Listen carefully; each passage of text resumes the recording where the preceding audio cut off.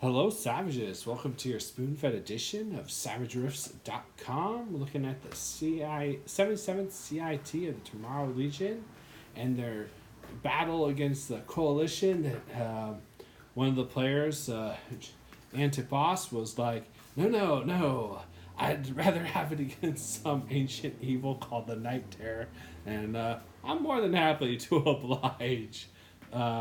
So last we left off, it was sort of like, the CS, they hadn't quite got clued in that something was happening to the town. They just, they're just like, oh, it's just getting dark. Ooh, scary, scary. But the team tried their best to stop Night Terror with light and lasers, a little bit of prayer, but sadly, it was close. But Night Terror accomplished his goal, so the post I laid down really is trying to give the players a sense of this inky, black, sticky, viscous, almost like black oil sliding through water kind of darkness, heavy darkness, if you will. Really is encompassing the town of Shamlin, and it's doing some weird stuff when it touches some of the CS guys. It's disintegrating people, like Cass starts it off, and has Perfy Pete there down on the ground, just suffered a heart attack, and the CS soldiers like, okay, man, no problem. Like we got an escape plan here, and we'll get down on the ground and just don't blow us all up to Kingdom Come. But then it's like the darkness just wraps around them, and then releases them, and they're just ash. And so Perfect Pete is a little special. He has like a photograph, just a real old photograph that he had taken a long time ago, and it has Cass's, I think it's dad, Griffith Stormforge, and some unknown Grackletooth, and then a cryopod with Cass. So who knows what that was about? I don't know. I just threw it in there because I thought it would be interesting. Maybe it'll mean something someday.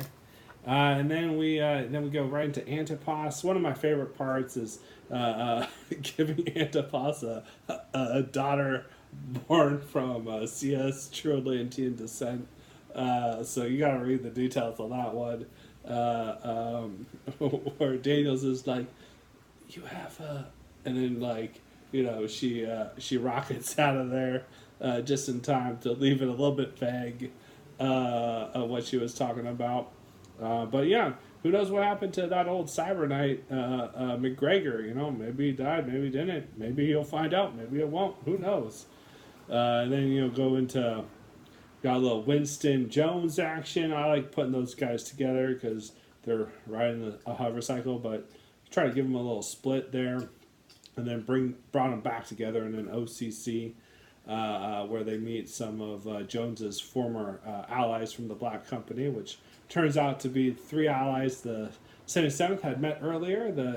The Tomorrow Legion's best and brightest, the Future Brigade's best and brightest, Victoria, Sammy, and Albe. I'm sure you guys might see them again sometime. The Future Brigade is this alternate universe Tomorrow Legion that I have, in my games going in the background. It's like, anyways, I thought it'd be fun for Jones and Whitson to like maybe give some cool catchphrases, like, because they're riding high, they're out of danger, right? But they're like, Albe gives Jones and Winston this box, and did the GM give Winston some kind of thing to defeat the Night Terror? Oh, I don't know. Maybe read the OCC if you make your Knowledge Arcana. Could it be in the box? I don't know. Anyways, they thought it'd just be cool. Sammy is sort of like, what did you say? What did you always used to say? And then they disappear. But I just sort of figured it could be sort of like a fun moment for the two of you guys to realize, like, you're free. Like, you could just leave. Get paid for some hazardous work and go on your merry way, or you could be like big goddamn heroes and dive black into the darkness and yelling, cry havoc, release the dogs of war, or whatever. Like, I'm sure Jones will have something. Oh, and just because Jason always is like, "Where's my bird, my lightning bird?" I threw in a little vague, like there's some crackling of blue lightning going on in the town. That's all they can see from high above. So I don't know. The bird's doing something. Uh, yeah. So I just thought it'd be a real fun, cool moment for Jones and Winston to like, hash out like something, say something cool, and go down in there.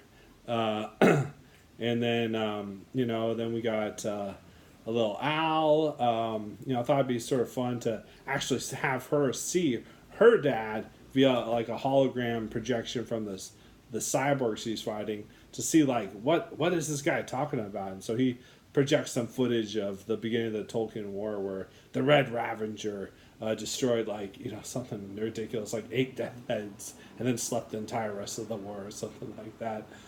So like she so I'm trying to get her to have some clues where like this is why the CS is like so hot on your case and this guy really hates you, and why they brought in a death's head to deal with the 77th.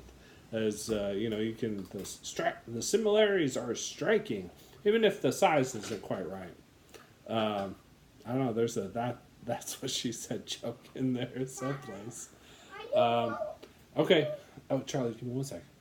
And so they, I don't know if I'm forgetting somebody. Yeah, Luke and Holly. I gave you guys a little OCCs. I wasn't really sure what you guys were up to exactly because I hadn't seen a post. Holly, I hope you feel better. Or Cloud, I understand. I think it's like something going on with your ear. So take your time, get right, and when you're able to post, you go ahead and post. We gotta see if that Fenrir Berserker Rage ends ever. And then what else? Yeah, so trying to think if Sumi, yeah, basically you're just up in the air with the Samus and the baby girl in your hand like comes alive again. It looks like all your prayer and chanting drove the evil spirits out of it, and it's fine. It got healed, and everything looks normal. And then the Samus pilot's like, what are you doing? Because something, maybe the Night Terror, I'm not saying, made his engine go out, and you guys start plummeting back to the ground. The murky darkness beneath you guys as you guys were trying to escape. So sadly, you're not going to make it to the death's head and get bludgeoned by 50,000 neural maces. So you're good to go back down into the darkness. So basically we just sort of end it with you guys being in the dark. Probably someplace else because all you guys can really feel and sense is each other. You don't feel anybody else around you guys. And it's a very nondescript kind of area. But you do see a white building out in the distance. And it's hard to judge. Like, it could be just a really tiny building that's really close. Or it could be a really large building really far away. It's hard to judge distance in something like so pitch black. There's just nothing else out there to get a frame of reference. And so that's where you guys are at. So it's a good time to do a little role play, assess yourselves.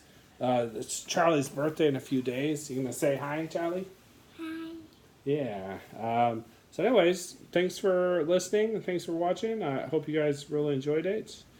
Keep on savaging, you little 77 CITs. Stay savage.